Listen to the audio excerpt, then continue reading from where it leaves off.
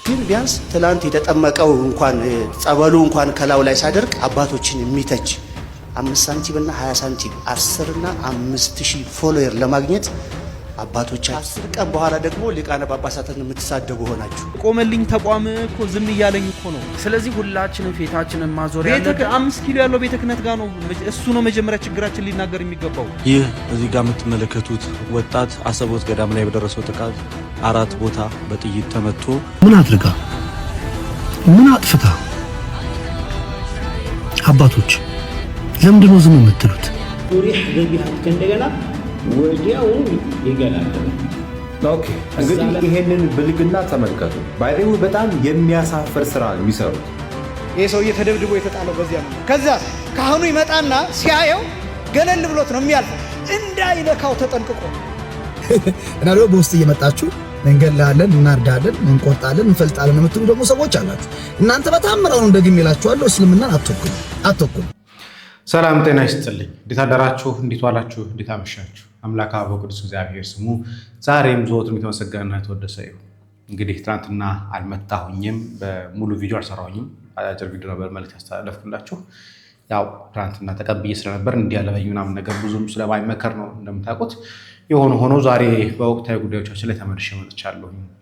በተለይ ትናንትና ዘማሪ ቴዎድሮስ የሰጠው አስተያየት በጣም ብዙዎችን እያናደደ በጣም ብዙዎችን እያበሳጨ ያለ ቪዲዮ ስለሆነ እንመለከተዋለን። ከዛ በተጨማሪ እነ ያያ ዘለታ እንግዲህ ይቅርታ የጠየቁበት ቪዲዮ አለ። እሱን የሆነ ፓርቱን ጨቀንጨብ አድርገን እውነት እሱ ይቅርታ እንደጠየቀው ነው ወይ እስልምና አራጭ አይደለም ወይ እስልምና ገዳይ አይደለም ወይ የሚለውን ነገር እንመለከታለን። ከዛ በተጨማሪ ከአርሲ ጋር በተገናኘ የምናነሳቸው በጣም ወሳኝ ሀሳቦች ስለሚኖሩ ተከታተሉ በተቻላችሁ መጠን። ከዚህ አንድ ሁለት ቪዲዮ እንመለከትና የአርሲን ወቅታዊ ጉዳይ ለማየት እንሞክራለን። እስቲ ከያያ ጀምር እና ደግሞ በውስጥ እየመጣችሁ እንገላለን፣ እናርዳለን፣ እንቆርጣለን፣ እንፈልጣለን የምትሉ ደግሞ ሰዎች አላችሁ። እናንተ በታምራው እንደግም ይላችኋለሁ። እስልምናን አትወክሉ። ክርስቲያኖችን ማረድ ነው። አየኸው፣ ጂሃድ ማለት ምንድነው ማለት? ክርስቲያኖችን ማረድ ነው። ያው ምንም ልዩነት የለውም። እኛ ጂሃድ መልስ ትክክል መለሳችሁ ጥያቄ ያለኝ እኔ ለምሳሌ አብዛኛው እውነት እነዚህ እውነታቸው ቢሆን እኮ አብዛኛው ማህበረሰብ ክርስቲያኑ ማህበረሰብ አረብ ሀገራት ይኖራል። እኛም ሀገር ላይ አብዛኛው ሙስሊም ሃይማኖቱ የሚለው ነገር ተግባሪ ነው አይደለም። አብዛኛው በሚችለው ነገር ለመተግበር የሚሞክር ነው። ምናልባት ረዱ የሚለው ነገር ከታዘዝን እስካሁን ምን አቆያቸው አዱንያ ላይ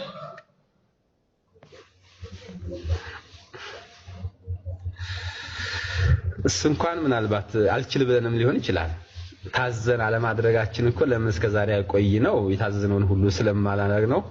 እስከማንችላቸው ሆኖ አርገነው ሊሆን ይችላል። ሰላም አለይኩም። እኔ ለእስልምና እምነት በጣም ትልቅ አክብሮት ነው ያለኝ። እንደሰማችሁት ያያን አስፈራርተውታል። በውስጥም በውጭም በሙሉ አስፈራርተውታል። በጣም እንገላሃለን፣ እንደዚህ እናደርጋለን፣ ለህግ እናቀርባለን ብለውት ነበር እና በዛ ምክንያት ይቅርታ ጠይቋል። ግን እስልምና ትክክለኛ ትምህርቱ ግን ይሄ ነው።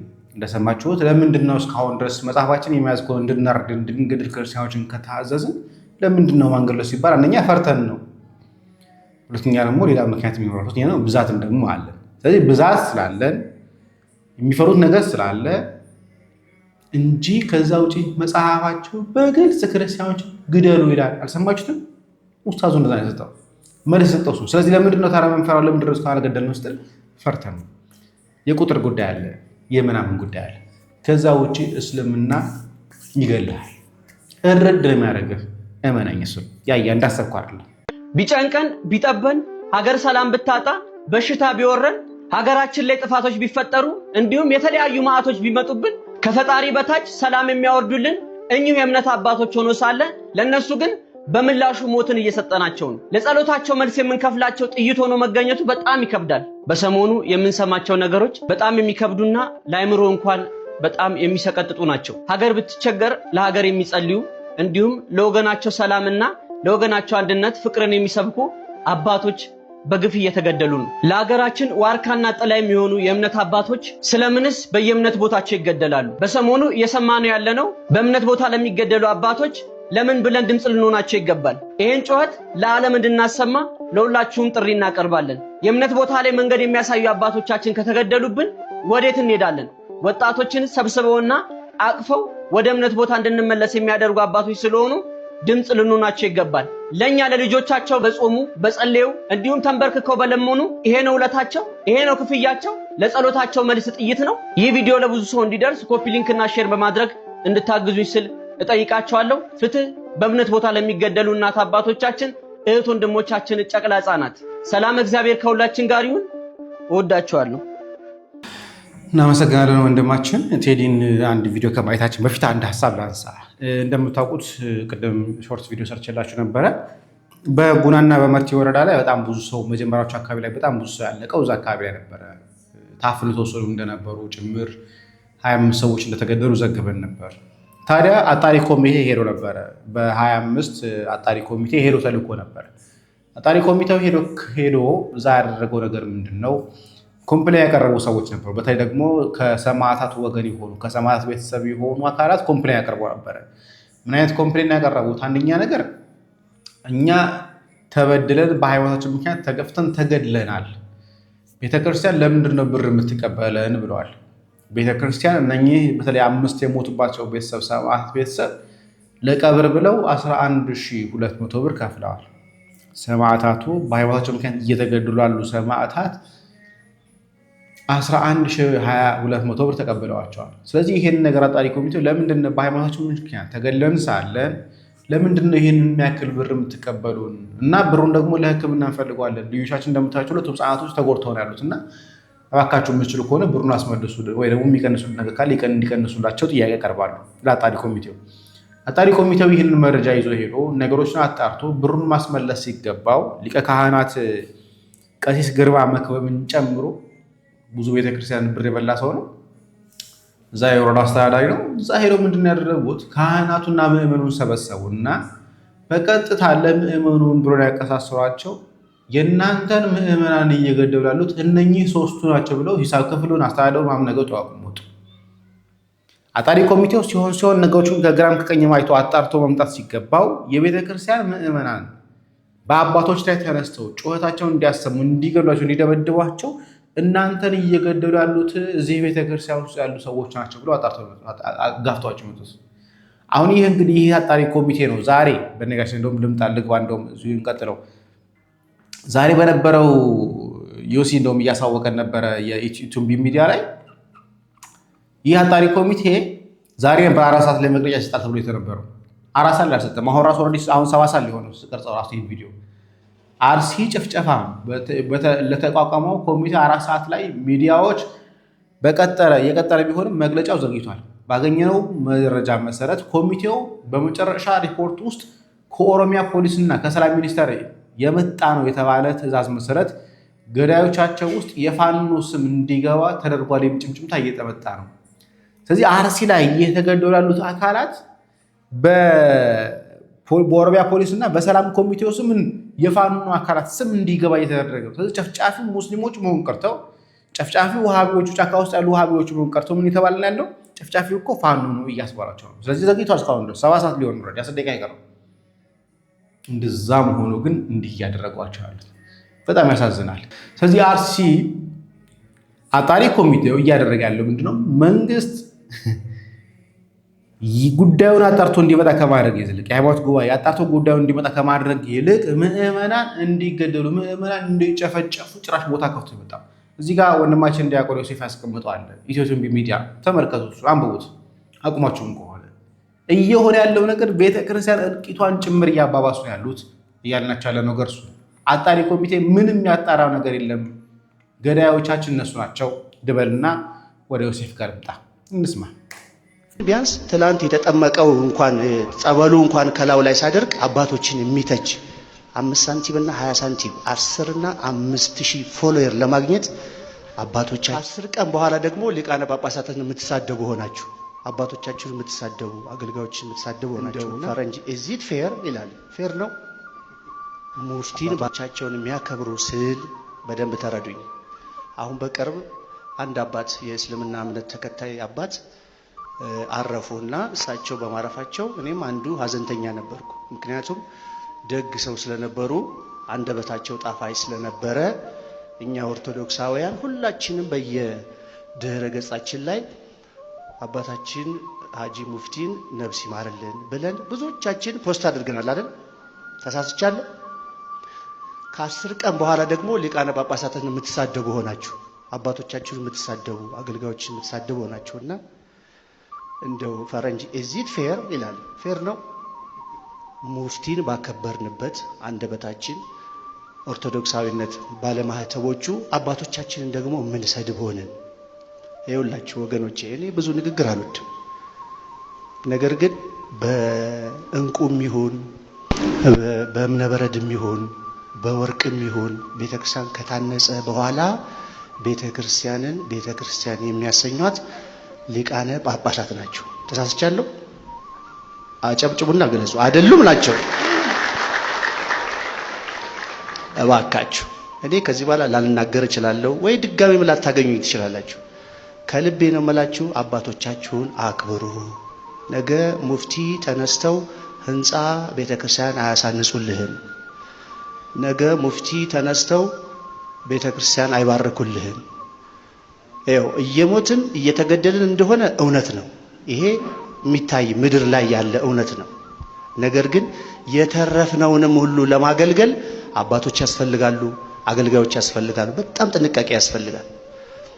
ትናንትና እንደ ማህበራዊ ሚዲያ ነበረ ከኦርቶዶክስ ቤተክርስቲያን ከኢትዮጵያ ኦርቶዶክስ ተዋሕዶ ቤተክርስቲያን ወደ ኢትዮጵያ ኦርቶዶክስ ተዋሕዶ ቤተክርስቲያን ከሌላ እምነት የመጣ ሰው ብዙ ነገር ይናገራል። አባቶቻችሁ እንዲያደርገው በእናንተ ዘመን እንዲሆኑ በእናንተ ዘመን ሞት ሆኖ በእናንተ ዘመን ቃጠሎ ሊሆን ይችላል። አዎ ግን ቢያንስ ትላንት የተጠመቀው እንኳን ጸበሉ እንኳን ከላው ላይ ሳደርግ አባቶችን የሚተች 5 ሳንቲም እና 20 ሳንቲም 10 እና 5000 ፎሎወር ለማግኘት አባቶቻችሁን የምትሰድቡ የምትነቅፉ ለጊዜው ትንሽ ፊት ስላላችሁ በእውነቴ ነው የምላችሁ። እኔ ንግግር አልወድም። ለትንሽ ሳንቲም ለ5000 ለ10000 ፎሎወር ብላችሁ አባቶቻችሁን ክብር ማሰጡ በታሪክ ተወቃሽ ትሆናላችሁ። ቤተክርስቲያንም እያሳጣችሁን ነው፣ አባቶቻችንንም እያሳጣችሁን ባዶ ልታደርጉን ነውና በማህበራዊ ሚዲያ የምትጽፉትን የምትናገሩትን ተጠንቀቁ እባካችሁ እባካችሁ። ደግሜ ላለው በወርቅ በእንቁ በእምነበረድ ቤተክርስቲያን በብዙ ወጪ በብዙ ድካም ብናሳንጽ መተው በሜሮን የሚያከብሩልን ብፁዓን አበው ሊቃነ ጳጳሳት ናቸው።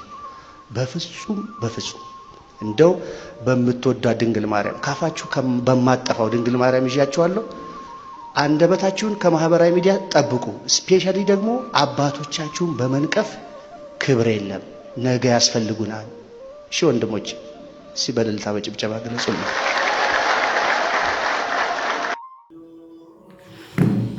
እንግዲህ እንደሰማችሁት ነው። የትኛው አካል አባቶችን እየሰደበ እንደሆነ ባናቅም፣ ነገር ግን አባቶችን ጥያቄ ማንሳት አባቶችን መስደብ አይሆንም። አባቶቻችን ልጆቻቸው ሲገደሉ ወዴት ናችሁ ብሎ መጠየቅ ስድብ አይደለም። በነገራችን እንደዚህ ብሎ የሚናገሩ ሰዎች አንድ ቀን ስለ ቤተክርስቲያን ጮሆ ማያውቁ ሰዎች ናቸው። በጣም የሚያሳዝን ሁኔታ እነሱ ናቸው። አንድ ቀን ስለ ቤተክርስቲያን አፋቸውን ከፍተው የማያውቁ ሰዎች፣ በተመሳሳይ ዜማ መቶ መዝሙሩ የሚያወጡ ሰዎች ናቸው። እንግዲህ ለቤተክርስቲያን እንግዲህ ልቆርቆር ባይ የሆኑ ልወረድ ባይ የሆኑ ያሉ ሰዎች። አባቶቻችን ልጆቻቸው ሲገደሉ ዝም ብለዋል። እንጠይቃለን፣ ዛሬም ነገም እንጠይቃለን። መጠየቅ ግን ስድብ አይደለም። የአርሲ ሊቀ ጳጳስ ይሄ ሁሉ ምዕመን ሲሞትበት ምን ነው አንድ ደብዳቤም ከመጻፍ አቃተ ብለን እንጠይቃለን። ይሄ ግን ስድብ አይደለም። ስድብ ሆነ ማያውቅም፣ ስድብ ሊሆንም አይችልም፣ ወደፊትም ሊሆን አይችልም። አባቶቻችን ሲኖዶስ ምን ነው ዝም አለ? ይሄ ሁሉ ከ300 በላይ አርሲ ላይ ኦርቶዶክሳውያን ተገለዋል፣ ለምን ዝም አለ እንላለን። ስድብ ሊሆን አይችልም፣ ስድብም አይደለም። ግን ለምን ተናገራችሁ፣ ለምን ጠየቃችሁ እንደ ስድብ የተቆጠረ ከሆነ ነገም እንጠይቃለን፣ ከነገ ወዲያም እንጠይቃለን።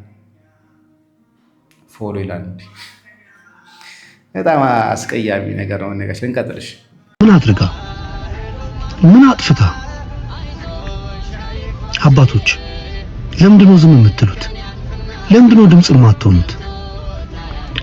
ቤተክርስቲያን ተነካች፣ ጥቁር ለብሳችሁ ውጡ ባላችሁ ሰዓት ጥቁር ለብሰን ከቤተክርስቲያን ጎን መቆማችንን አሳይተናል። ታዲያ ዛሬ የኦርቶዶክስ ተዋሕዶ ልጆች ሲገደሉ ለምንድነው ዝም የምትሉት? ለምንድነው ለሚመለከተው አካል አቤት የማትሉት? እዚህ ፕላትፎርም ላይ ያላችሁ ይሄ ነው ጥያቄው። ጥያቄያችን ለምን ዝም አላችሁ?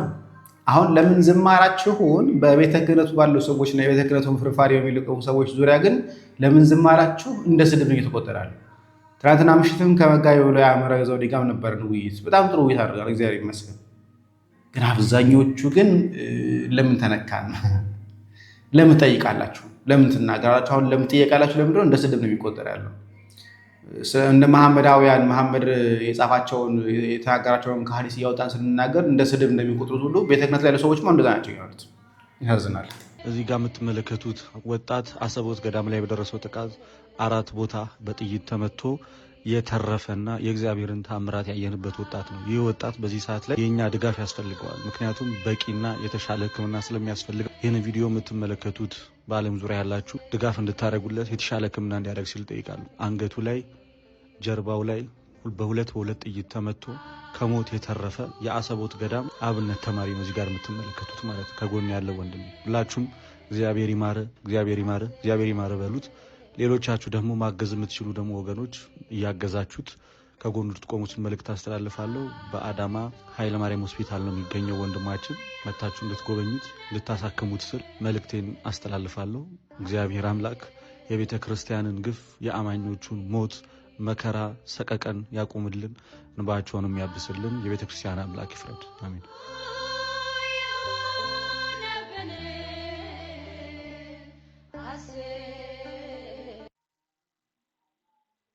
ቆመልኝ ተቋም እኮ ዝም እያለኝ እኮ ነው። ስለዚህ ሁላችንም ፊታችንን ማዞር ያለብን 5 ኪሎ ያለው ቤተ ክህነት ጋር ነው። እሱ ነው መጀመሪያ ችግራችን ሊናገር የሚገባው። በደላችንን መናገር ያለበት እሱ ነው። አሁን እኮ እሱ ዝም ስላለ እኮ ለኦርቶዶክሳውያን እኮ በራሳቸው እኮ ዓለም አቀፍ ጥሪ ያቀረቡት እኮ እሱ ቤተክርስቲያኒቷ ዝም ስላለች እኮ ነው። ቤተክርስቲያኒቷ ዝም ስላለች እኮ ነው። ያኔ የህገወጥ ሹመት የተቋቋመ ጊዜ ያኔ ጥር 15 ነው 14 የተፈጸመ ጊዜ ቤተ ክህነቱ ድረሱልኝ እንዲሁኑልኝ ብሎ ስለጨወ ሁሉም ኦርቶዶክሳውያን ከሀገር ድረስ ጥቁር ልበሱ ተባለን፣ ጥቁር ለበስን። ገባ አይደል? ግለሰቦች አይደሉም ያን ነገር የጠሩት፣ በትክክል ከቤተ ክህነቱ የወረደ ነገር ነው። አሁንም ነው ምልክ እንዲህ የሚገደሉ ኦርቶዶክሳውያንን እንዲህ በየቦታው የሚፈናቀሉ ኦርቶዶክሳውያንን የሚገደሉ ኦርቶዶክሳውያንን ልጆቼ እየሞቱ ነው አትግደሉን ብሎ ከፊት ለፊት መቆም ያለበት መጀመሪያ ቤተ ክህነቱ ነው። እሱ ዝምታን ከመረጠ እኮ ምንድነው ብለን እንድታስብ ያደርጋል። ዝምታን ስለመረጠ እኮ ነው። አባቶች እኮ ስለረሱን እኮ ነው በየሚዲያው ወተን እኮ አሁን እኮ የምንጮው እኮ አሁን እኮ የምንለፈልፈው እኮ ሁሉም ኦርቶዶክሳዊ ይሄንን ቻሌንጅ ጀምሮ የሚጮው እኮ ቤተ ክህነት ያለው ተቋም እኮ ዝም ስላለ እኮ ነው። አሁን ምኑ መሰላችሁ የጎዳን ኦርቶዶክሳውያን ወንጌልን እንደኛ አሽሞን ሙኖ የሚሰብካት የለም። አንድም እንደዚህ እየተባለ በትርጓሜ መምህራኖቻችን አሳምረው ነው የሚሰብኩት። ወንጌልን በሚጣፍጡ ቃላት በመስበክ ለውጥ የሚመጣ አይደለም። ወንጌል መገለጥ ነው። ይህን እንዳትረሱት። አምላካችን ራሱ 3 ዓመት ከ3 ወር አስተምሮ ተገልጦ ነው የታየው። በቃ መስቀል ላይ ወጥቶ ነው የታየው።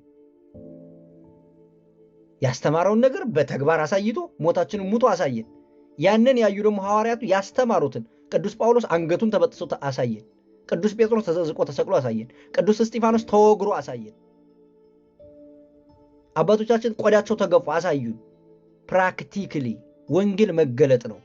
ይሄ ደግሞ የሚሆነው በእኔና በአንተ በኦርቶዶክሳዊ ነው። አውርተ ዝም የለም።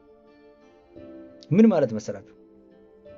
እንደዚህ ሲባል ወንጌል ወንጌል አይፈቅድም፣ እንደዚህ አይባል መደራጀት ምናምን ወይም ደግሞ ቁጭ ብሎ መነጋገር ምናምን እንደ ኃጢአት የሚቆጥረው አእምሮ ያለው ሰው አለ። እኔ በጣም የሚገርመኝ በነገራችን ላይ ሌሎቹ ቤተ እምነቶች እየሰማችሁኝ ነው፣ የአጭርና የረጅም ጊዜ እቅድ አላቸው።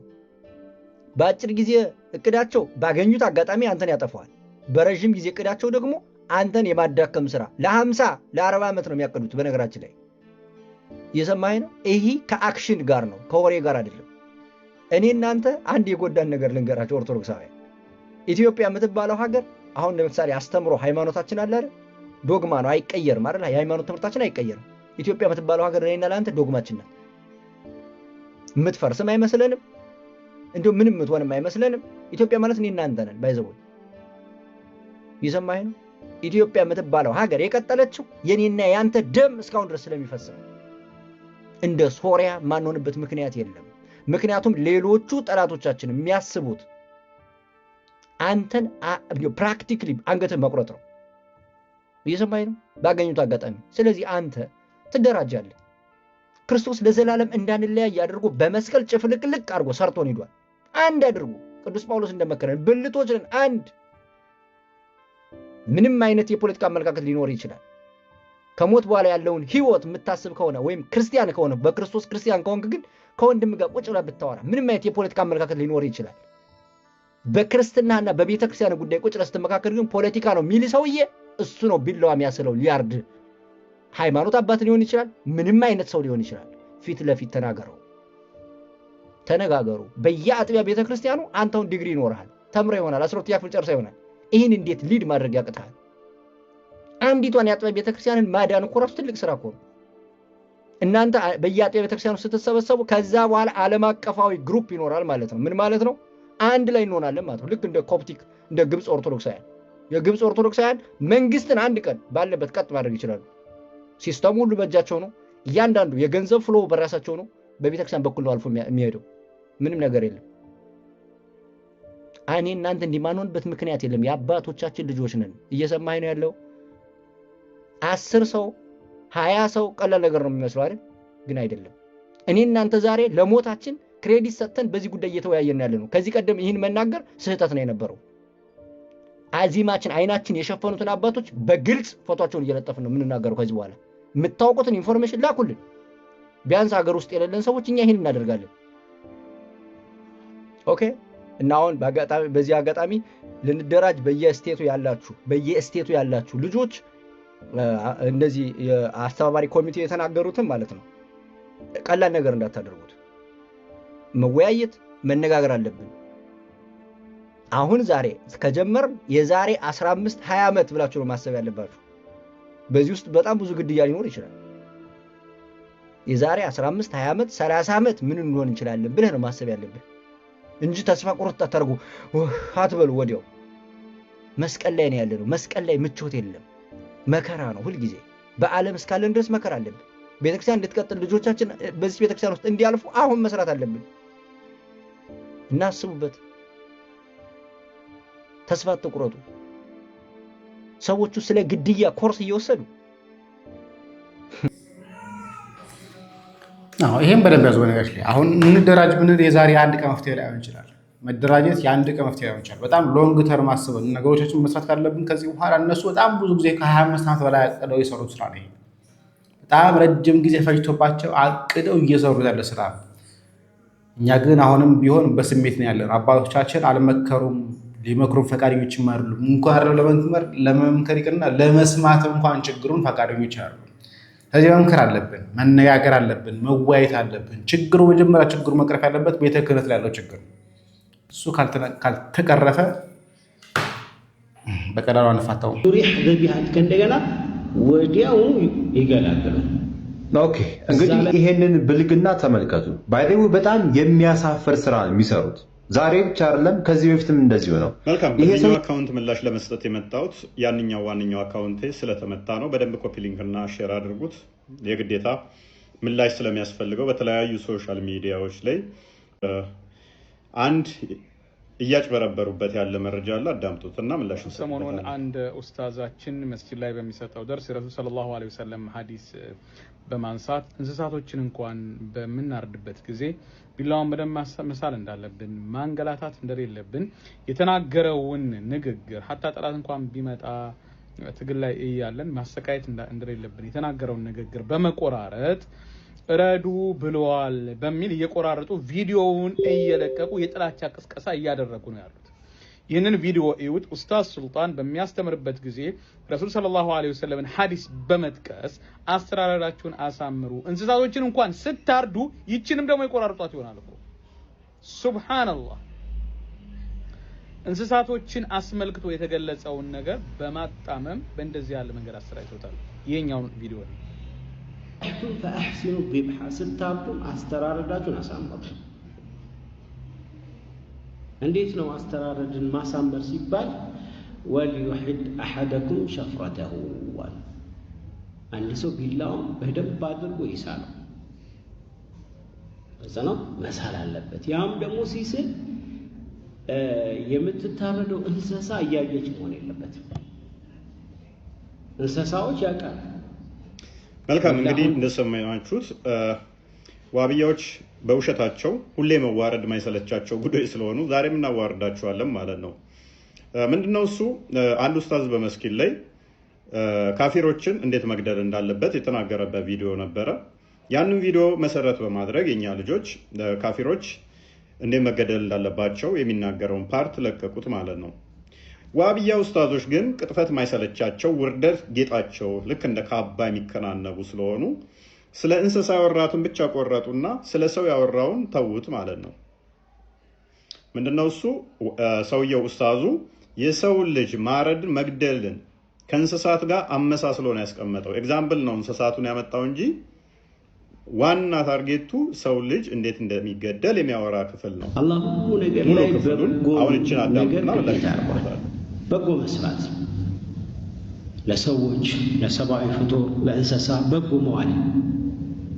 ከዛ እንግዲህ አንዱ በጎ ወይም ኢሕሳን የሚለውን ሲገልጹ ምን አሉ? ኢዛ ቀተልቱም ፈአሕሲኑ ልቅትላ፣ ስትገሉ እንኳን እንደ በሸሪዓው መልኩ ጥፋት አጥፍቶ ወይም ሙርተድ ሆኖ ወይ የሆነ ነገር ቢገደል እንኳን አገዳደሉን አሳምሩ። ጂሃድ ላይ አገኘው አንድ ካፊር፣ የዛኔ ትገለዋል። ስትገለው ግን ካፊር ቢሆንም አገዳደሉን አሳምር። ተምሲል ማድረግ፣ አፍንጫ መቁረጥ፣ አይን መጎልጎል፣ የሆነ ሰውነቱን መቀዳደድ ተከልክሏል። ነቢ ስ ላ ሰለም ከልክለዋል። በእሳት ማቃጠል ከልክለዋል። ስለዚህ ፈኢዛ ቀተልቱም ፈአሕሲኑ ቅትላ፣ መገደል ያለበት እንኳን ማለት ነው። ወኢዛ ዘበሕቱም ፈአሕሲኑ ዚብሓ፣ ስታርዱም አስተራረዳችሁን አሳምሩ። እንዴት ነው አስተራረድን ማሳመር ሲባል? ወልዩሕድ አሐደኩም ሸፍረተሁ ዋል፣ አንድ ሰው ቢላውን በደንብ አድርጎ ይሳለው። ከዛ ነው መሳል አለበት። መልካም እንግዲህ እንደሰማችሁት ኡስታዙ ሲናገር ካፊርን እንዴት መግደል እንዳለበት የሚያወራ ነው። ካፊር ማለት ለእንስሳ ካፊር አይሰጥም፣ አላህን የካደ ማለት ነው። አላህን የካደ እንዴት ነው መግደል ያለባችሁ እያለ እያብራራ ነው። ከዛ በስራ ግደሉት ምናምን ካለ በኋላ ኤግዛምፕል ምን አመጣ? እንስሳት እንኳን ሲታረድ እንደዚህ ብሎ አመጣ ማለት ነው። ካፊር የሆነ ከእስልምና የወጣም አፖስቴት የሆነ በእስልምና ይታረዳል። ይህ ግልጽ ነው። በእስልምና አሁንም በሸሪያ የሚተዳደሩ ሀገራት ላይ ሸሪያውን ጠቅሶ ነው እሱም የተናገረው፣ ይታረዳል። ስጋውን አትቆራርጡ፣ አትበልቱ፣ እንደዚህ አታደርጉ፣ የተለያየ ቦታ አፍንጫውን እንትን አትበሉ፣ አይኑን ያለው አታውጡ ያለው ለሰውየው ነው እንጂ ለእንስሳ አይደለም። የእንስሳማ ልበልተው እኮ ነው የምታርደውም ሲጀመር፣ ሰው ስለሆነ ነው እንደዛ ብሎ የተናገረው። በነገራችን ላይ ዋና ፖይንት ግን ኡስታዙ ብቻ ሳይሆን የመጀመሪያ በመግቢያ ላይ ያሳየዋችሁ ልጅ ወይንም ኡስታዝ እዚሁ ቲክቶክ ላይ የምታውቁት ስለሆነ ከዚህ በፊት ሰው ከእስልምና ከወጣ ይገደላል ቃል በቃል ያለበትን ላስታውሳው። ሙስሊም ነው። እንግዲህ ኢስላም ማለት ግልጽ የሆነ ሃይማኖት ነው። ስለ እስልምና ያውቃል፣ እስልምና ሀቅ መሆኑን ያውቃል፣ ሙስሊም ሆኖ ኖሯል። ኢስላም ላይ ጥያቄ ጠይቆም ሊሆን ይችላል፣ ተመልሶለታል። እስልምና ዋضح ግልጽ የሆነ መሆን አውቋል። እሱ ግን እያወቀ መጣመም ነው የምፈልገው ብሎ ሙርተድ ከሆነ ወደ ሌላ ሃይማኖት አላህን ከማምለክ ከእስልምና ከወጣ ከእስልምና ወጥቶም ደግሞ እድል ይሰጠዋል። ለሶስት ቀን ቢያንስ እድል ይሰጠዋል እንድናዝብ ማለት ነው፣ እንዲመለስ እንዲያውቅ። አይ ካለ ግድያ ነው በዚህ ሰው ላይ የሚፈጸመው ማለት ነው። ይገደላል። ይገደላል። መልካም እንግዲህ ይሄ ነው ከዚህ በፊት የተናገረውን ሸምጥቶት ይሁን ረስቶት ይሁን ወይንም ደግሞ አሁን እንግዲህ የዋብያዎቹ መዋሸት ልማዳቸው ስለሆነ ይሄ በፊቱን አስተምሮት ረስቶት ነው መሰለኝ ስለ እንስሳ ምናምን ብሎ ሌላው ሊያወራ ይሞክራል ማለት ነው። ራሱ ይገደላል። በነገራችን ላይ መግደል አይደለም እኮ መግደል ኢዚ ለእስልምና ማለት ነው። ለሙስሊሞች ቀላል ነገር ነው። አርዶ መብላት ይቻላል። ሙስሊም ከተራበ ክርስቲያንን ወይን አይሁድን ወይንም ደግሞ ከእስልምና ወጣን አርዶ መብላት ተፈቅዶለታል። ራሱ ይሄ ኡስታዝ ከዴጋ ከዚህ በፊት ባደረግናቸው ምልልሶች ላይ መብላት እንደሚቻል አርዶ ያመነበትን ላሰምጣችሁ። አስታውሰው አንተም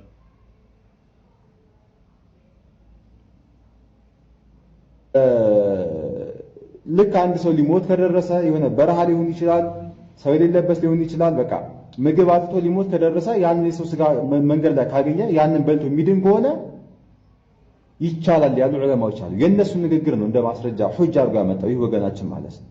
እንደው ልጠይቅ፣ አንተ በረሃ ላይ ሆነህ ልትሞት አፋፍ ደርሰህ እዛ ማዶ ደግሞ ከተማ አለ፣ ውሃ ያለበት ሀገር አለ፣ ምግብ ያለበት ሀገር አለ። እዛ ለመድረስ በቃ አልቃህል፣ አንተ በጣም ርቦሃል፣ ደክሞሃል። አጠገብህ የሰው ስጋ አገኘህ፣ ትሞታለህ ወይስ የሰውን ስጋ ትበላለህ? መልሱን ለአንተ ተውኩት። ስለዚህ ይህን ነው ዑለማዎች እያሉ ያሉት ማለት ነው። ይህንን ሲናገሩ ከምን አንጻር ነው? እዛው ሱረቱል ማኢዳ ምዕራፍ 5 ላይ ማለት ነው አላሁ ስብሓነሁ ወተዓላ ምን ይላል? ፈመን ጡረ ፊ መኽመሰቲን ገይረ ሙተጃኒፊን ሊኢትም ይላል። እንደው ከተቸገረ እንግዲህ የተከለከሉ ምግቦችን አላህ ከዘረዘረ በኋላ ከተቸገረ ግን ይብላ፣ ምን ምግብ ካጣ ሊሞት ከሆነ የመሳሰሉ አላህ ዲናችን ዩስር አድርጎታል፣ አግርቶታል። ለምን ከመሞት ምን ይበልጣል? ያን ስጋ በልተህ ነገ ወደ አላህ መመለሱ ይበልጣል ማለት ነው። ይሄ የተሻለ ዲናችን ሰፊ ነውና ማለት ነው። ኦኬ ዝም ብለህ ሙት አይደለም። መልካም እንግዲህ እንደሰማችሁት ከእስልምና የወጣን 3 ቀን ብቻ ነው የሚሰጠው፣ ይገደላል አለ። መገደል ብቻ ሳይሆን ደግሞ ሙስሊም ከተራበ የሰው ስጋን መብላት ተፈቅዶለታል፣ የሚበላው ካጣ ተፈቅዶለታል አለ። ባይዘይ ከእስልምና የወጡትን ከመግደል ጋር በተያያዘ ሌላ አልጨምርልህ። በሸሪዓ የሚተዳደሩ ሀገራት ላይ ሰው ከእስልምና ከወጣ ይገደላል። ኡስታዝ አዎ ይገደላል። ለምንድን ነው የሚገደለው? ያኛው ምን ሆኖ ነው የወጣው? ይሄ የቆሸሸ ሰው ነው። እስልምናን ተምሮ ከአበቃ በኋላ መልሶ ወደ እምነቱ እንዲመለስ ይጠየቃል። እምቢ ካለ ግን ይገደላል። ቆሸሸ ነው፣ የተበከለ ነው ማለት ነው። ያበደ ውሻ ታውቃለህ? ይገደላል። ይህም አይበቃንም ካላችሁ ደግሞ ችግር ደርሶበት በኢኮኖሚ ችግር ምክንያት ወጥቶ ከሆነ ያ ነገር ይመለስለታል፣ ይብራራለታል። ያ ካልሆነ ደግሞ በሃይማኖቱ ላይ ሹብሃት ወይም ደግሞ ማስመሰያዎች ገብተውበት ጥርጣሬ አድሮበት ከሆነ በሊቃውንቶች ይፈታለታል። እነዚህን ሁሉ ትቶ ግን አልፈልግም ብሎ የሚወጣ ሰው ግን ምን ይሆናል? ጋሬጣ ይሆናል። ሌሎች ወደ እምነቱ እንዳይገቡ እኔም ማውቀው ነበር እያለ እንቅፋት ይሆናል። እንቅፋትን ማስወገድ ደግሞ በሸሪዓችን ግዳጅ ነው። ስለዚህ አላህን መካድ በዚህ አይነት ሁኔታ ላይ ከሆነ ቅጣቱ ግድያ ነው። እንግዲህ እንደዚህ ነው አስተምሮታቸው። በመስጊድ የሚያስተምሩት ቢላችሁን ሳሉ ሰው ማረድ እንደሚፈቀድላቸው የሚናገር ነው። ከመስጊድ ሲወጡና ቲክቶክ ላይ ሲመጡ ደግሞ ለኛ ምላሽ ለመስጠት ለማለት ስለሚያሸማቅቃቸው ይክዱታል ማለት ነው፣ ይሸመጥጡታል ማለት ነው። ካፊርን ረድ እያለ በአረብኛ ስላወራ አይ እንስሳ ነው ያልነው ይለናል። አላህን የካደን ግደል እያለ አይ ስለ እንስሳ ነው ይለናል። ከዚህ በላይ ቅጥፈት፣ ከዚህ በላይ ውሸት ኬት ይመጣል ወገኖቼ? እስልምና እንደዚህ ነው።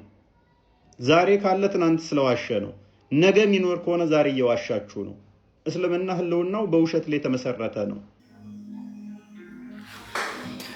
ሀቁ ይሄ እና አንዳንዶች በተለይ ደግሞ የማታውቁ ከሆነ ኖሃው ስለ እስልምና ምንም አይነት ኖሃው ከሌላችሁ እባካችሁ እንደው በመድኃኒዓለም ለምናችሁ አትስሩ ቪዲዮ። በቃ ማታውቁት ከሆነ ቶሎ ይቅርታ ለመጠየቅ የምትሮጡ ከሆነ ማታውቁት ነገር ላይ እንትን ለማለት ከምትሉ ብትተውት ይሻላል። በቃ እስልምናውን ለሚያውቁ ሰዎች ስጡት። እስልምናውን ላጠኑ ሰዎች ስጡት። ካላውቃችሁ ግን እባካችሁ ዝም በሉ። እንቀጥል። ይህ ሰውዬ ተደብድቦ የተጣለው በዚያ ምን ነው? ከዛ ካህኑ ይመጣና ሲያየው ገለል ብሎት ነው የሚያልፈው። እንዳይነካው ተጠንቅቆ ካህናት ተገለዋል ይባላል አይደል? ሊቃውን ተገለዋል ይባላል አይደል? ሊቃነ ጳጳሳቱ ፌስቡክ ይጠቀማሉ። አይተው ላይክ ማድረግ አይፈልጉም። እንዳይነካቸው ገለል ብሎ ያልፉት። እንዳይነካቸው አልሰማሁም፣ አላየሁም። በዚህ ጉዳይ ላይ ምንም ቢሆን በሌሎቹ ጉዳዮች ላይ እኮ ሲኖዶሱ ሊሰበሰብ ይችላል። በእነዚህ ጉዳዮች ከሆነስ በካህናት ሞት በቤተክርስቲያን መቃጠል ጉዳይ ከሆነስ ዝም። ይናገር ሰው ካለ ቢታሰር ዝም። ይናገር ሰው ካለ ቢሰቃይ ዝም። ካህኑ አይቶ ያልፋል። ከዛ ሌዋዊው ይመጣል፣ ሌላኛው አገልጋይ ይመጣል። ያየውና ወድቋል እኮ ይሄ ሰው አላዘነለትም። አይቶት ዝም። ኃላፊነቱን አልተወጣም። 12,000 በላይ ካህናትና ሌዋውያን አሉ። ከነዚህ ሰዎች አንዱም ይህን ሰው አላገዘው። ሳምራዊው መጣ፣ ያልተጠበቀው ሰው። ሳምራዊ ማለት ከሰማርያ ወገን የሆነ አይሁዳዊ ያልሆነ ማለት ነው። አይሁዳዊ ያልሆነ ከይሁዳ ወገን ያልሆነ ከሰማርያ ወገን የሆነ አይሁድ አብዝተው የሚጠሏቸው ማለት ነው ሳምራውያን የሚባሉት። ሰማርያ በሚባለው ሀገር ሳምራውያን ይባላሉ። ለአንድ ሰው ብቻ ሲሆን ሳምራዊ፣ ለሴት ሲሆን ደግሞ ሳምራዊት ይባላል። ለብዙ ሲሆን ሳምራውያን፣ ሳምራውያት፣ ለሴቶች ሳምራውያት፣ ለወንዶች ደግሞ ሳምራውያን ይባላል። ይሄ ሳምራዊ ሰው መጣና አዘነለት ይላል። ምን አለለት? ሳምራዊ ማለት የኛ ሊቃውን ሲተረጉሙ አቃቤ ሀገር ማለት ነው ይላሉ። እስኪ በሉ አቃቤ ሀገር በሉ። ምን ማለት ይመስላችኋል? ጥሩ ምን የሚጠብቅ ሀገር የሚጠብቅ ማለት አቃቤ ሀገር። ካህኑ ሀገር አልጠበቀ። ምክንያቱም ምን አደረገ? አይቶት ገለል ብሏል። ሌዋዊውስ አየው፣ ሀገር አልጠበቀም። ለምን? አይቶት ገለል ብሏል። አሁን ሀገር እየጠበቀ የተገኘው ማንኛው ሆነ? ሳምራዊው፣ ያልተጠበቀው ሰው። ይህን ሀገር የሚጠብቁት ሰዎች እነማን እንደሆኑ አናውቅም። ያልኳችሁ ቅድም ማን እንደሚጠብቅ አታውቅም። ማን እንደሚጠብቀው አንዳንዶቻችን እድላቸውን የቀማንባቸው ሰዎች ሊሆኑ ይችላሉ ሀገሪቱን የሚጠብቁ። እኛ በጥሩ መኪና እየሄድን ጥቁር መስታወት አድርገን መስታወቱን ዝቅ አድርገን 10 ብር እንሰጣቸው ሰዎች እኛ በሙስና የቀማናቸው እድላቸውን የበላንባቸው ሰዎች ሊሆኑ ይችላሉ። በሙሰኛ ባለስልጣን እድላቸው የተወሰደባቸው፣ እድላቸው የተቀማባቸው፣ በሙሰኛ ካህን፣ በአጭበርባሪ አገልጋይ፣ በውሸታም አገልጋይ፣ በአስመሳይ አገልጋይ እድላቸው የተወሰደባቸው የሚሰቃዩ። አሁን እኛ ሳንቲም ስንሰጥ ለሚለምኑ ሰዎች ሳንቲም ስንሰጥ የለገስን ነው የሚመስለን። ዕዳ እንዳለብን እስታውቃላችሁ። ዕዳ የእነዚህ ህፃናት ዕዳ። እነዚህ በየመንገዱ አሁን እጃቸውን የሚዘረጉልን ህፃናት እኛ ለምቾታችን ያፈናቀልናቸው ህፃናት ናቸው።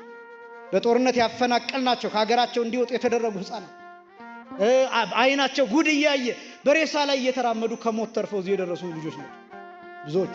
ለዚህ ዕዳ እንኳን ተጠያቂ እንደሆነ እናናውቅም። እንደው እንደዚህ ስለ እናንተን ለማስጨነቅ አይደለም፣ እውነት ለመናገር እንደ ሀገር ነው የምላችሁ፣ እንደ ህዝብ ነው የምላችሁ። ካህኑ አይቶ ገለል ብሎ አለፈ። ሌዋዊው አይቶ ገለል ብሎ አለፈ። ከዛ ሳምራዊ መጣ፣ አዘነለት። ያልተጠበቀ ሰው አይሁዳዊ አይደለም፣ ካህን አይደለም፣ ሌዋዊ አይደለም፣ በቤተ መቅደስ ገብቶ መስዋዕት የሚያሳርግ አይደለም፣ ዕጣን የሚያሸት አይደለም፣ በእግዚአብሔር ፊት የሚቆም አይደለም። ግን ሳምራዊ አንዳንድ ጊዜ እኔና እናንተ ቤተ መቅደስ ውስጥ ስለሆነን ብቻ እኛ ላንሆን እንችላለን ስጋውን ደሙን የምንቀበለው። ውጭ ያሉ ሰዎች ሊሆኑ ይችላሉ ስጋውን ደሙን የሚቀበሉ። ጀልባ ላይ ያለው፣ በመርከብ የሚሄደው፣ በአውሮፕላን ውስጥ ያለው፣ በሆስፒታል ውስጥ ያለው፣ ስራውን ባንክ ቤት የሚሰራው በአግባብ በኃላፊነት፣ ሐኪም ቤት ሆኖ በአግባቡ ኃላፊነቱን እየተወጣ የሚያክመው ዶክተር ሊሆን ይችላል የሚቀበለው የሚቆርበው። እኔና እናንተ ነጭ ለብሰን ተስፋ እንድትቆርጡ አይደለም ይሄን እምላችሁ፣ የእግዚአብሔር ስራ ድንቅ ስለሆነ እኔና እናንተ ነጭ ለብሰን ስጋውን ደሙ ልንቀበል ቀርበን ሊሆን ይችላል።